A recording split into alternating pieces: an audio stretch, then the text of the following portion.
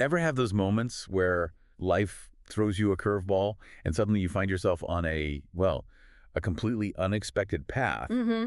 Yet when you look back, you see how those detours, those, seemingly random experiences actually set the stage for something really significant. Yeah, absolutely. That happens all the time. That's the kind of foundational story, the early threads of what becomes a remarkable narrative Uh, that we're untangling today on Art Lore. exactly. We're venturing back in time to a pivotal, though maybe lesser known period in the life of Vincent van Gogh. Right. A name everyone knows. For sure. Uh, And our guides for this are his personal letters to his brother Theo, specifically the ones he wrote when he was in Dordrecht. okay. And these aren't like formal art critiques or anything. They're raw, intimate glimpses into his thoughts, his feelings. It's a direct line to the sort of the start of his unique story. So he's just come back to Holland after a pretty surprising short time in England, right? That's right. Abrupt end. And now he's working in a bookshop, which sounds different. It does. For someone like you, listening, looking to understand the forces shaping a future master, these letters must be gold. Oh, they really are. It's like getting this concentrated dose of his early influences, his hopes, even his struggles, all before he really picks up the brush seriously. It's the early chapter in his personal art lore, you could say. That's a great way to put it. And our mission in this deep dive is exactly that, to understand the key influences, the aspirations that were starting to mold Van Gogh during this Dordrecht period. What was going on in his head? Yeah. What was stirring his soul, even before the art career really took off? Precisely. Okay, so let's get into it. Right, so he lands in Dordrecht, January 1877. It wasn't exactly the London art scene he'd just left. No, definitely not. What led him to this specific Dutch town and this job selling books at Blusen van Brom? What's the setup here? Well, after the England thing didn't quite work out, there were some serious family discussions about what he should do next. Mm-hmm. His mother apparently had a good sense of his leanings. She wished he could work with nature or maybe art. Interesting. Even then. Yeah. But ultimately, it was his uncle Vincent who helped arrange the bookseller position in Dordrecht. It seemed like a practical move at the time. A steady job, maybe? Sort of. But as we'll see, even in this bookshop, the seeds of his later path were kind of being sown. Dordrecht itself, though. It wasn't just a random dot on the map for him, was it? It had some meaning. Absolutely. The letters mention Ary Scheffer was born there. Oh, the painter. Yeah, the romantic painter, known for those really emotional historical and religious scenes. That probably resonated with Van Gogh's own developing feelings. Makes sense. And Dordrecht also had this historical weight as an early center of the Reformed religion in the Netherlands. Oh, okay. And religion was huge for him then. Hugely important. It was really shaping his whole worldview, his sense of purpose at that moment. And you see that faith coming so strongly in the letters, right? In different churches, stuff like that. Oh, definitely.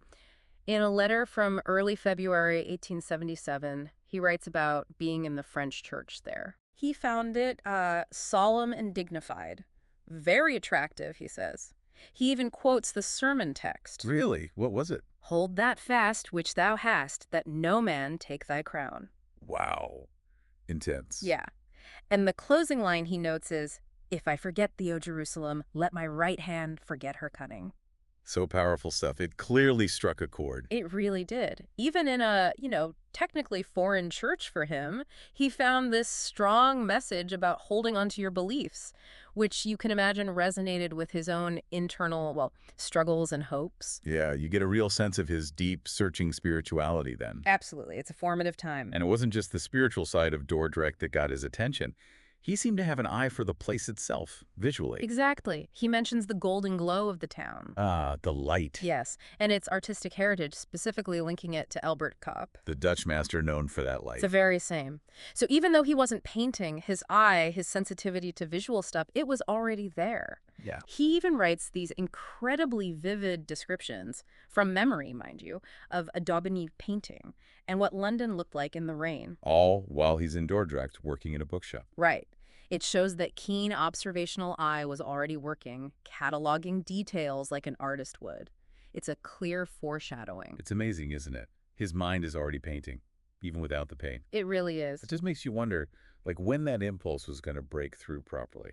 But before that, there was this other strong pull, the religious calling. That's absolutely central to this period. In a letter from March 22nd, 1877, he talks about this feeling, this religious vocation, as something almost inherited. Inherited. How so?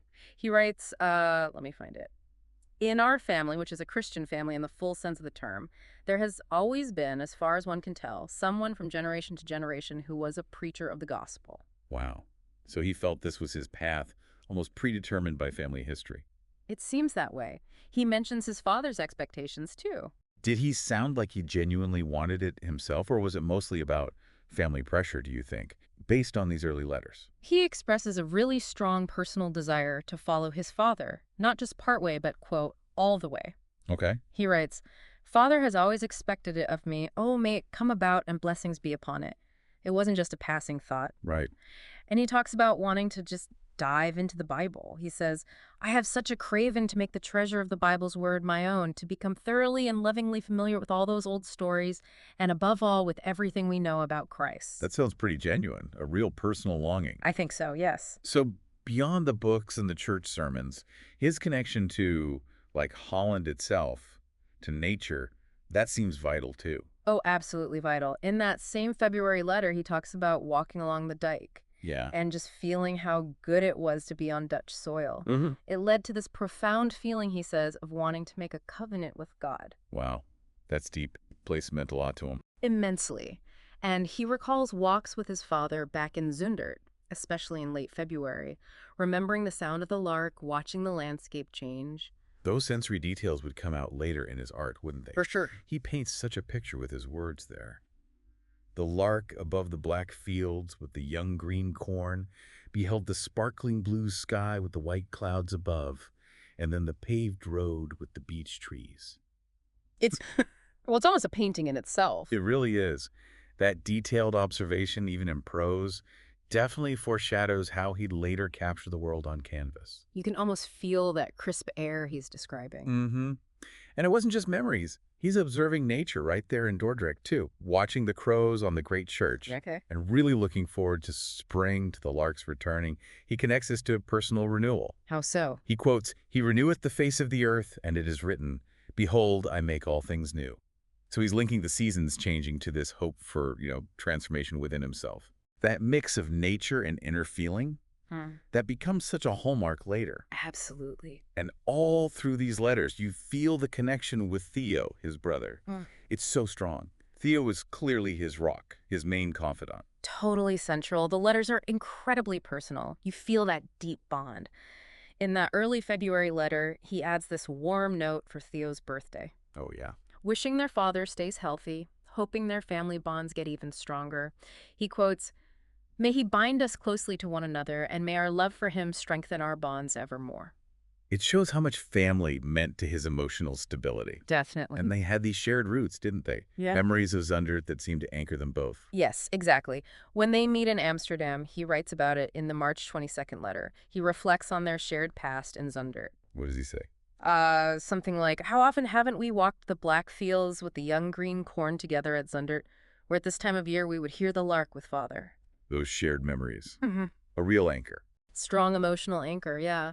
A sense of belonging. But it wasn't all faith and happy memories, was it? There's this undercurrent of conflict.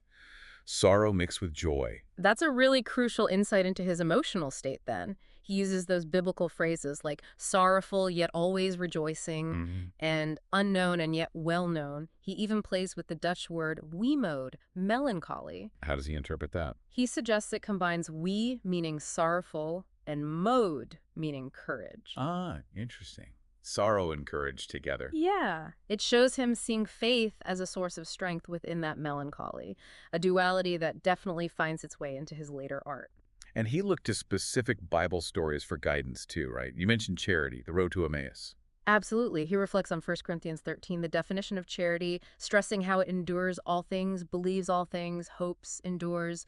Charity never faileth. That must have felt important to him then. You think so? And the Emmaus story, the disciples urging Jesus, but they constrained him, saying, "Abide with us." That clearly resonated with his own deep longing for connection, for spiritual presence, a desire for something more profound in his life. It feels like writing these letters to Theo was almost a way for him to work through all this stuff, I think you're right, like journaling almost. to figure things out. Exactly. He actually says it himself. Writing to you about my plans helps me to clarify and settle my thoughts. Huh. So talking or writing to Theo was his way of processing, of making sense of where he was and where he might go. So where did he think he was going? What was the plan, the hope at this point in Dordrecht? Well, the main aspiration, the thing he keeps coming back to, is becoming a Christian laborer and a preacher of the gospel and a sower of the word. Following his father's path. Yes, very much looking to his father as the model. He acknowledges the huge amount his father had done. How does he put it? He says something like, you see, Father can count his religious services and Bible readings and visits to the sick and the poor in his written sermons by the thousand, and yet he does not look back, but carries on doing good. So he sees the scale of it, but still wants that kind of purposeful life. He really does. He expresses this deep hope for his own life to change, for that spiritual longing to be satisfied. He writes, I hope and believe that my life will be changed and that my longing for him will be satisfied. Yeah. So this time in Dordrecht, even though it looks like a detour into selling books, Right. it was clearly this period of intense inner searching, laying down a really deep spiritual foundation that would somehow feed into his art later on. So wrapping up this deep dive into Van Gogh's Dordrecht days, Mhm. what are the main things we should take away from these letters, the key points in this early part of his art lore? Well, you see this young man really grappling with huge questions. Faith, purpose. Yeah. His strong religious belief is undeniable. His deep ties to family, to the Dutch landscape, and even that budding visual awareness, it's all there. Even if the painting hadn't started yet. Exactly. His art career wasn't the focus then, but these letters show us the crucial building blocks, the things that were shaping the man and the artist he would become. It was a quiet time maybe, but really significant internally. It really makes you think, doesn't it? How often do our own early experiences, things that seem kind of unrelated at the time, end up being the foundation for what we do later? Mm-hmm. How those detours become part of the main story, part of our own art lore. Yeah. Just like Van Gogh found things to hold on to spiritual ideas, nature, during that time of change in Dordrecht. Maybe looking back at our own foundational moments can give us some unexpected insights now.